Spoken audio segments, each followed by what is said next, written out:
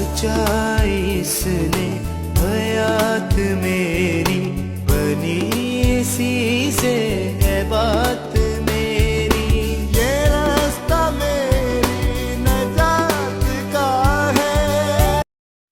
خداوند مسیح یسوع کے خوبصورت جلالی اور بابرکت نام میں آپ سب کو سلام۔ میرے عزیزو، آج ہم سیکھیں گے عید فصح کے بارے میں کہ عید فصح جو مسیح یسوع ہمارے خداوند نے سیلیبریٹ کی، اس کے پیچھے عہد قدیم میں، پرانے عہد نامہ میں اس کی کیا اہمیت ہے اور اسے کیوں خداوند یسوع نے سیلیبریٹ کیا اور یہ کس چیز کی نشاندہی کرتے ہیں۔ آئے ہم خدا کے پاک کلام میں سے پرانے عہد نامہ میں سے خروج کی کتاب، اس کا 12 باب اور اس کی پہلی آیت سے پڑھوں گا۔ پھر خداوند نے ملک مصر میں موسیٰ اور ہارون سے کہا کہ یہ مہینہ تمہارے لیے مہینوں کا شروع اور سال کا پہلا مہینہ ہو۔ میرے عزیزو، جب یہ عید منائی گئی، عید فصح پرانے عہد نامہ میں، تو خداوند نے مقدس موسیٰ، مقدس ہارون کو کہا کہ یہ مہینہ تمام مہینوں میں سے سال کا پہلا مہینہ ہو، کیونکہ اس مہینے میں اس یادگاری کو ہمیشہ یاد رکھنا کہ خداوند آپ کو چھڑانے جا رہا ہے ملک مصر کی غلامی میں سے۔ پس اور یہودی زبان میں اس مہینے کو نسان کہتے ہیں، نسان۔ پس اسرائیلیوں کی ساری جماعت سے یہ کہہ دو کہ اس مہینے کے 10ویں دن ہر شخص اپنے آبائی خاندان کے مطابق گھر پیچھے ایک برہ لے۔ میرے عزیزو، گھر کے پیچھے یعنی کہ تمام فیملی کے لیے، تمام گھر کے لیے ہر شخص اپنے خاندان کے مطابق کیا کرے؟ ایک برہ لے۔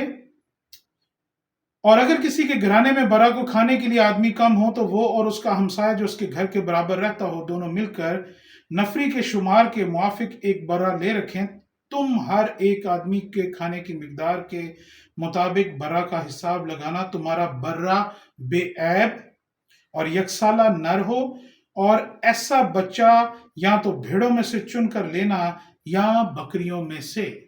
میرے عزیزو، بائبل مقدس بیان کرتی ہے کہ جو برہ تم لوگے وہ بے نقص ہونا چاہیے، وہ بے داغ ہونا چاہیے، جس کو آپ قربان کرنے جا رہے ہیں، کیونکہ خداوند نے مقدس موسیٰ اور ہارون سے کہا کہ میں اس ملک سے ہو کر گزروں گا، اور جہاں کہیں برے کا خون لگا ہوا نظر آیا جس چوکھٹ پہ، میں اس میں داخل نہیں ہوں گا، اور جس چوکھٹ پہ وہ خون لگا ہوا نظر نہ آیا وہاں کے سب پہلوٹے مارے جائیں گے۔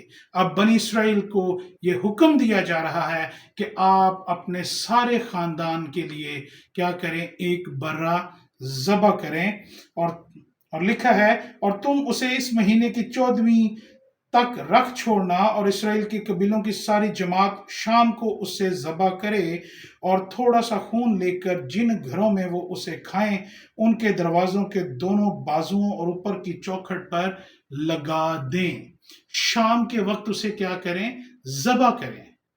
میرے عزیزو، یہ فصح کا کھانا شام کا کھانا ہے۔ خداوند یسوع نے کہا میرا خون فی الحقیقت پینے کی چیز ہے، اور میرا بدن فی الحقیقت کھانے کی چیز ہے۔ جو میرا خون اور بدن کھاتا اور پیتا ہے وہ اس میں ہمیشہ کی زندگی قائم رہتی ہے۔ اور خداوند مسیح یسوع نے کہا نئے عہد نامے میں، اگر ہم مقدس لوکا کی انجیل اس کا 22 باب اور 20 آیت پڑھیں تو لکھا ہے کہ یہ پیالہ لو، یہ میرے خون میں نیا عہد ہے۔ خدا نے نیا عہد ہمارے ساتھ باندھا۔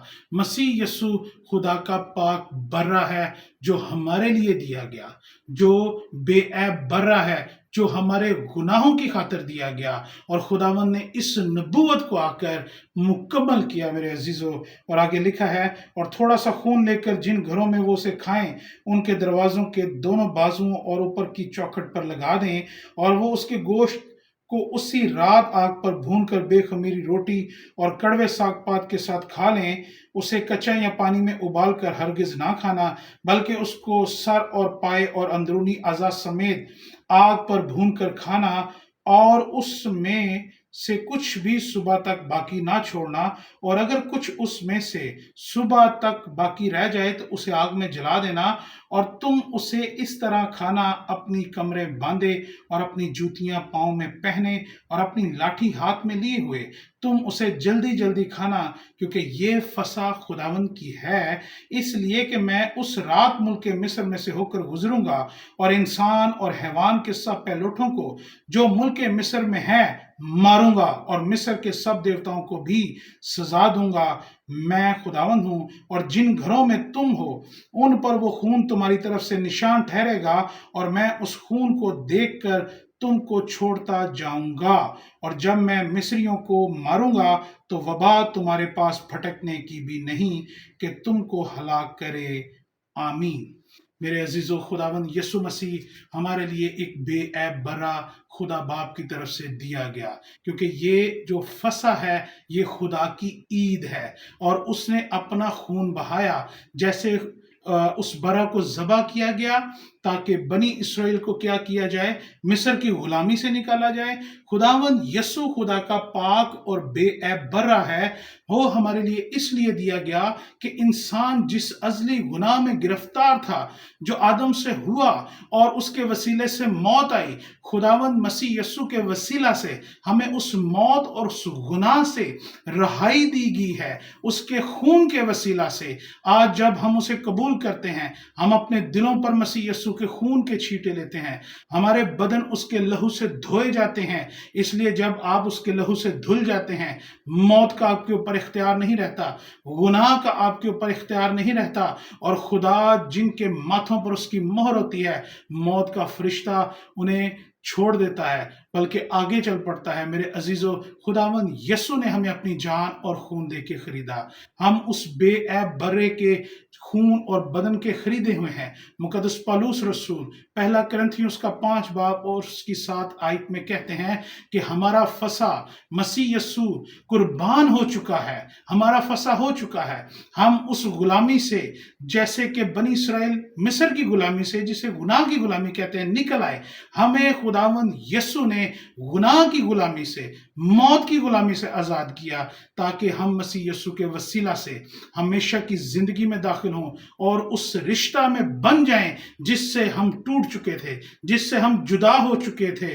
और खुदावंद यीशु ने अपने खून के वसीला से, अपने बदन के वसीला से दोबारा हमारा खुदा बाप से मिलाप करवा दिया, ताकि हम हमेशा की जिंदगी के वारिस ठहर सकें। मेरे अजीजों, उसके मार खाने से हमने शिफा पाई है, उसके मार खाने से हमें निजात मिली है, उसके जान देने से हमने मौत पे फतह पाई है, क्योंकि जैसे वो जी उठा है हम भी उसके साथ जी उठे हैं, जैसे वो जिंदा है हम भी उसके साथ जिंदा हैं, और उसने अपने खून से हमारे सारे गुनाह धो डाले हैं। मुकद्दस पौलुस रसूल कहते हैं कि अब जब हम इस फसा में शामिल हो रहे हैं तो कोई खमीर हमारे अंदर ना हो, बल्कि हम एक ताज़ा गुंदा हुआ आटा बन जाएं, ताकि इस फसा को जो मसीह यीशु की याद में हम मनाते हैं, दिलो जान से सेलिब्रेट कर सकें, क्योंकि खुदा ने हमें आज़ादी दी है, खुदा ने हमें रहाई दी है, हम उसके चुने हुए लोग हैं, उसकी खास मलकियत हैं। और ये तभी हो पाया जब मसीह यीशु ने सलीब पर अपनी जान दी, और अपना जान देकर, अपना खून बहाकर हमें खुदा के लिए खरीद लिया, ताकि हम एक मुकद्दस कौम और चुनी हुई उम्मत बन जाएं। खुदावंद मसीह यीशु में आप सबको सलाम। आमीन।